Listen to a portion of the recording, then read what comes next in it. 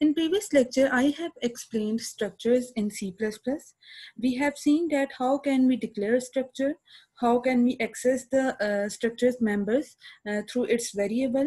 We have seen that how can we pass the structure variable from one function to another function. Okay, so we did the example for the one person's data, but if we have to store the data for multiple persons, उसके लिए हमें जो syntax use करना पड़ेगा, उसके लिए मैं आपको एक एग्जांपल करवाने लगी हूँ और उसको एक्सप्लेन करूंगी कि मेमोरी में किस तरह से डाटा स्टोर हो रहा होता है. ठीक है, तो ये हमारी एक फाइल है C++ की. सबसे पहले हम क्या करते हैं, इंक्लूड करवाते हैं हेडर फाइल #include iostream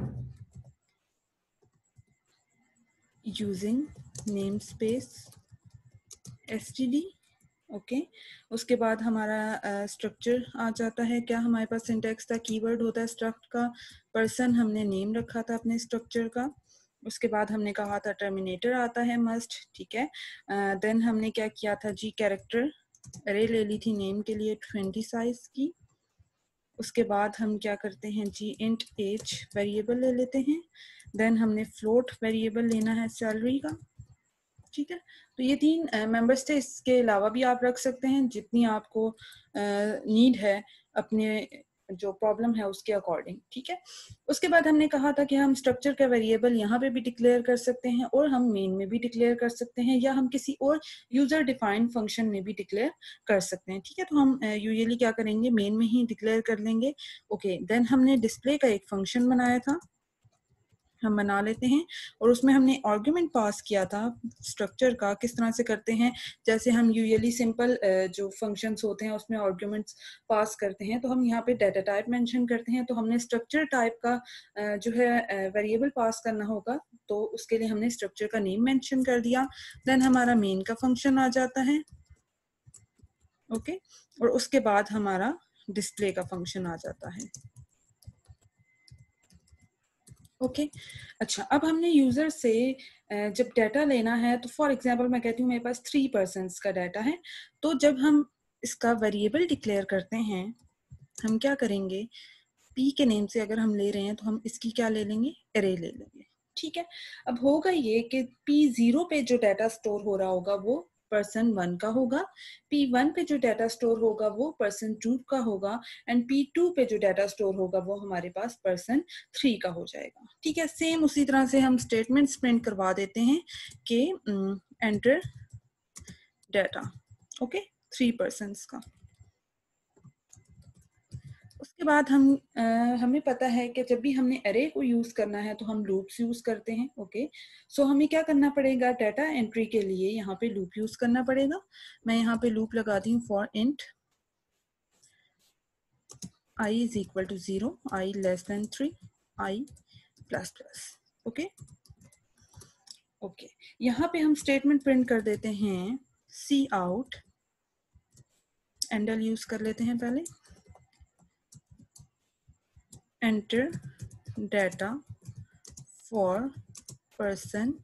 कौन से पर्सन के लिए हमें एंटर करवाना है, हम क्या करते हैं यहाँ पे i+1 करके प्रिंट करवा देते हैं. सो इंडेक्स हमेशा पर हमें पता है कि 0 होता है, तो 0+1, फर्स्ट टाइम 1 आएगा, देन 2 आएगा, देन 3 आ जाएगा. ठीक है, ओके, तो हम यहाँ पे एंडल यूज कर लेते हैं. उसके बाद हमने सी इन करवाना है. सी इन हमने सबसे पहले क्या करना है, डाटा के लिए सबसे पहले हमने नेम लेना है, तो हम यहाँ पे डाटा की जगह नेम कर देते हैं पर्सन 1 के लिए. अब सी इन करवाना है हमने नेम. नेम के लिए हम यहाँ पे क्या यूज कर रहे थे, अगर आपको याद हो कि सिंपल अगर हम यहाँ पे अरे यूज कर रहे हैं कैरेक्टर की, तो हमने यहाँ पे गेट लाइन का फंक्शन यूज किया था. ठीक है, सी इन डॉट गेट लाइन. यहाँ पे अब हमारे पास क्या आ जाएगा, आपने जो भी वेरिएबल नेम रखा है p ऑफ किसके थ्रू लूप चल रहा है, i के थ्रू, तो i dot name. Okay, size क्या है 20 है. ठीक हो गया. देन उसके बाद हमने क्या करना है, सी आउट करवाते हैं हम. पर्सन का हमने लेना है एज, इसी को हम कॉपी कर देते हैं, एंटर एज फॉर पर्सन 1. और हमने सी इन करवा लेनी है P of I dot age. Okay, इसी तरह से हम दोबारा से कॉपी करते हैं लाइन। हमने एज के बाद करवानी है सैलरी एंटर, सैलरी सी इन करवा देते हैं P of I dot salary. Okay, तो इस तरह से हमारा डाटा जो है एंटर हो जाएगा। अब हम ये कर सकते हैं कि इसको अगर हमने सी आउट भी करवाना है तो हमने डिस्प्ले के फंक्शन को कॉल करना होता है। ठीक है, होगा क्या कि हमारे पास सबसे पहले होता ये है कि हमारे पास i इज इक्वल टू 0 के लिए जब लूप चलेगा तो यहाँ पे p ऑफ 0 डॉट नेम होगा, इसी तरह से p ऑफ 0 डॉट एज होगा, इसी तरह से p ऑफ 0 डॉट सैलरी होगा। दैट मीन्स कि जिस तरह से हमारे पास एरेज होती हैं उसी तरह से स्ट्रक्चर काम कर रहा होगा, बट डिफरेंस ये होगा कि जब हमने p ऑफ 3 डिक्लेयर किया तो एक हमारे पास 0 इंडेक्स का बॉक्स बना होगा, एक 1 का और एक 2 इंडेक्स। ठीक है, अब 0 इंडेक्स वाले में कौन कौन से डाटा टाइप्स होंगी? एक हमारे पास कैरेक्टर एरे की होगी, एक हमारे पास एज की होगी। ठीक है, ये हमारे पास नेम की हो गई, ये हमारे पास एज हो गई और ये हमारे पास सैलरी हो गई। ओके, इसमें हमारे पास 20 बाइट्स रिजर्व हो रही हैं, एज के लिए हमारे पास 4 बाइट्स रिजर्व हो रही हैं, सेम गोज फॉर फ्लोट, इसके लिए भी हमारे पास 4 बाइट्स रिजर्व हो रही हैं। दैट मीन्स कि जो 0 इंडेक्स का डाटा है उसमें मल्टीपल डाटा टाइप्स के वेरिएबल्स हैं जो कि स्टोर हो रहे हैं, डाटा स्टोर हो रहे हैं मल्टीपल डाटा टाइप का, और कितने बाइट्स ले रहा है वो 28 बाइट्स। ठीक है, same goes for box number 1 जिसका इंडेक्स 1 है, उसमें भी हमारे पास 28 बाइट्स रिजर्व हो रहे होंगे, दैट मीन्स 56 हो गए टोटल। इसी तरह से जो लास्ट है उसमें भी 28 बाइट्स रिजर्व हो रहे हैं, ये हमारे पास पर्सन 1 का डाटा होगा, ये हमारे पास पर्सन 2 का डाटा होगा और ये हमारे पास पर्सन 3 का डाटा होगा। ठीक है, इसी तरह से यहाँ पे भी हमारे पास 3 बॉक्सेस बने हुए होंगे, फर्स्ट नेम का, देन एज का, देन सैलरी का। इसी तरह से यहाँ पे भी बने हुए होंगे नेम का, एज का एंड सैलरी का। ठीक है, तो इस तरह से मेमोरी में डाटा स्टोर हो रहा होता है। ओके, उसके बाद हमने क्या करना है कि डिस्प्ले के फंक्शन को हमने कॉल करना है कि वो डिस्प्ले करके दे दे जो भी डाटा एंटर हुआ है। ठीक है, हमने किसको पास करना है? अब हमारे पास एक एरे पास हो रही है जिसको हम कह देते हैं, हमें पता है कि एरे जब भी हम पास करते हैं तो सिंपली उसका नेम पास करते हैं। ठीक है, इसी तरह से जब हम इसको कॉल कर रहे हैं तो हम यहाँ पे कहते हैं हमारे पास एक आ रही है एरे, तो एरे के लिए ब्रैकेट्स लगा दी। यहाँ पे भी हम कहते हैं कि पर्सन पी की एरे आ रही है और एरे को हमने क्या करना है, उसके थ्रू यहाँ पे डाटा को डिस्प्ले करवा देना है। ठीक है, डाटा डिस्प्ले करवाने के लिए सिंपल हमारे पास सी आउट की स्टेटमेंट्स यूज होंगी, तो इसको थोड़ा सा मॉडिफाई करते हैं। सो यहाँ पे हम एरे का साइज 3 ऊपर लिया था तो हम यहाँ पे 3 मेंशन कर देते हैं। ठीक है, डिस्प्ले के फंक्शन में हमने डाटा को डिस्प्ले करना है तो सिंपली हम एक स्टेटमेंट प्रिंट करवाते हैं, your data is handle. Okay, उसके बाद हमने स्टेटमेंट लिखी जी एंड एल के साथ सबसे पहले हमने पर्सन 1 का डाटा प्रिंट करवाना है, तो उसके लिए हमें अगेन लूप चाहिए होगा, तो हम क्या करते हैं ऊपर वाला लूप ही कॉपी करके यहाँ पे पेस्ट करते हैं। ठीक है, 0 से लेकर उसी तरह 3 लेस देन 3 तक लूप चलेगा। नेम हमने प्रिंट करवाना है सबसे पहले, नेम फॉर पर्सन 1, उसके बाद सी आउट की स्टेटमेंट आनी चाहिए। यहाँ पे हमने नेम p ही रखा हुआ है तो p of i dot name उसी फर्स्ट वाले को पॉइंट करेगा। ठीक है,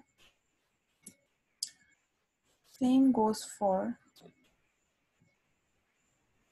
एंटर एज की जगह एज फॉर पर्सन 1 इज, यहाँ पे आ जाएगा सी आउट। ओके, इसी तरह से यहाँ पे हमारे पास सैलरी फॉर पर्सन 1 होगा, आ जाएगा सी आउट। ओके, तो इस तरह से हमारे पास सिंपल डाटा प्रिंट हो जाएगा पी के थ्रू, और पी इसके लिए का स्कोप सिर्फ इस फंक्शन के लिए है, और ये किसको गेट कर रहा है, ये यहाँ से जो डिस्प्ले के फंक्शन को हमने कॉल किया था जिसके थ्रू हमने डाटा को एंटर किया था। ठीक है। आप स्पेसिफिकली किसी भी इंडेक्स के जो पर्सन है, फॉर एग्जांपल 0 इंडेक्स का फर्स्ट पर्सन है, 1 इंडेक्स का सेकंड पर्सन है, 3rd इंडेक्स का थर्ड पर्सन है, तो आप किसी भी पर्सन का स्पेसिफिकली कोई भी डाटा आप प्रिंट करवा सकते हैं इस डिस्प्ले के फंक्शन में। ओके, सो अब हम इसको एग्जीक्यूट करके देखते हैं फंक्शन को।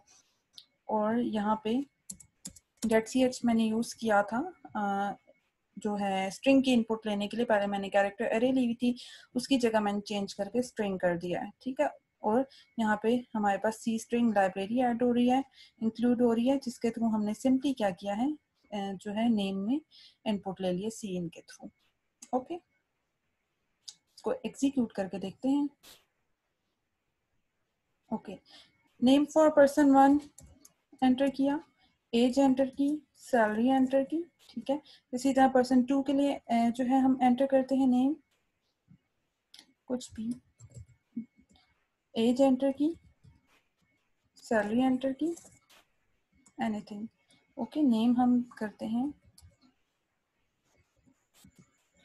एज एंटर की, सैलरी एंटर की।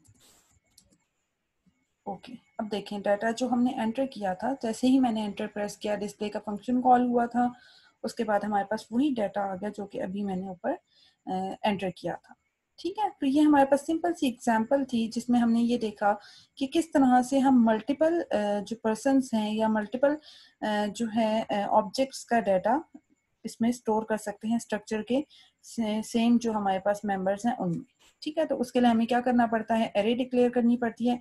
हम ये काम यहाँ पे भी कर सकते हैं कि मैं सिंपली अगर p(3) यहाँ पे डिक्लेयर कर दूं तो भी ये प्रोग्राम इजीली एग्जीक्यूट हो जाएगा, ठीक है। सेम उसी तरह से आउटपुट आएगी। ओके, सो नेक्स्ट लेक्चर में हम देखेंगे कि हम किस तरह से रिटर्न करवा सकते हैं फंक्शन से जो स्ट्रक्चर का वेरिएबल है उसको, और देन हम पॉइंटर्स के थ्रू स्ट्रक्चर्स को इम्प्लीमेंट करके देखेंगे।